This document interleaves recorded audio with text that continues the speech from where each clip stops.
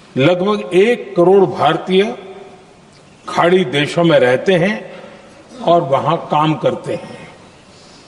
दोस्तों, खाड़ी देश में रहने वाले इंडियन को 26 लाख क्यों दिया जा रहा है, इसके पीछे क्या रीज़न है, प्रॉपर डिटेल में आपको इस वीडियो में बताने वाला हूं।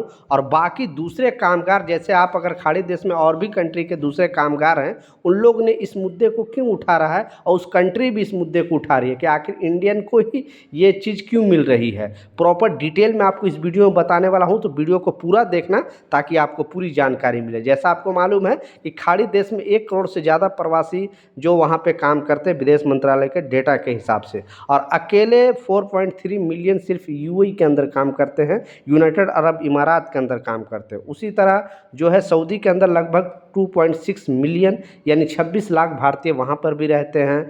उसी तरह आपको कुवैत के अंदर लगभग 1 मिलियन भारतीय रहते हैं यानी 10 लाख।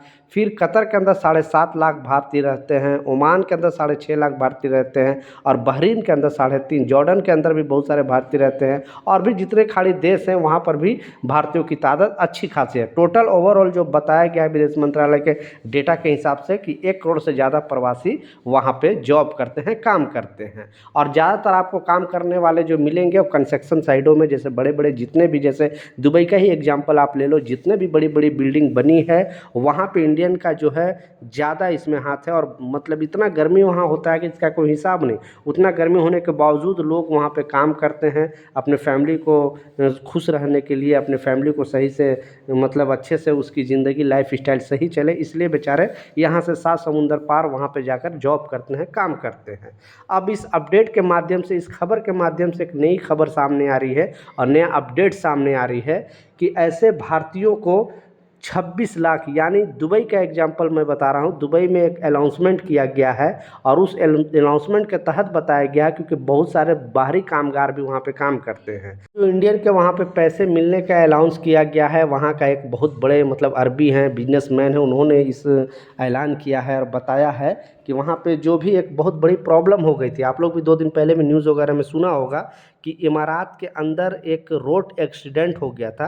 रोड एक्सीडेंट होने में 7 इंडियन का जो है मौत हो गई थी और 9 लोग घायल हो गए थे।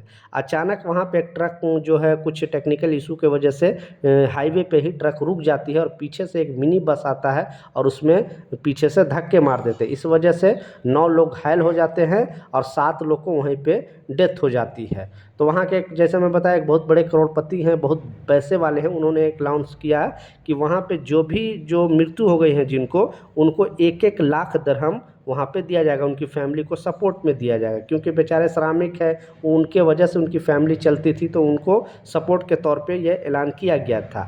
और बाकी जो घायल हुए थे उनको भी पूरा मेडिकल का खर्चा, बाकी भी उनको थोड़ा बहुत सपोर्ट मिलेगा, लेकिन जिसकी डेथ हुई थी उनको 1-1 लाख दिरहम दिया जाएगा। तो समझ लो इंडिया का लगभग 26 लाख हुआ, यानी इंडिया का अगर एक्सचेंज आप करते हो तो।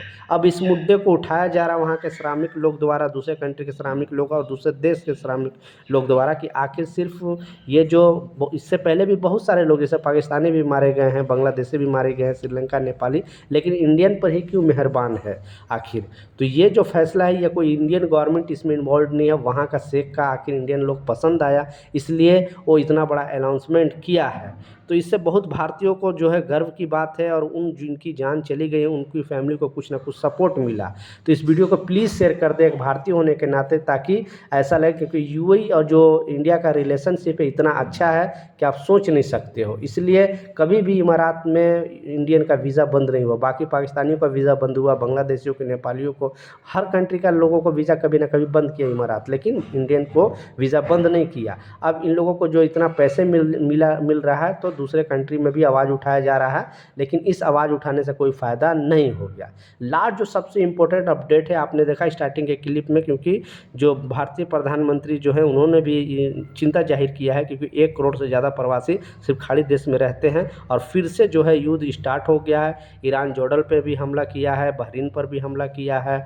तो अब इससे जल्दी से जल्दी शांति के अपील किया जा रहा है भारतीय प्रधानमंत्री द्वारा। अब आगे आई डोंट नो क्या होता है, लेकिन फिर से युद्ध स्टार्ट हो गया। कोई अपडेट आएगा तो मैं अपने चैनल के माध्यम से ज़रूर आपको इन्फॉर्म करने की कोशिश करूँगा।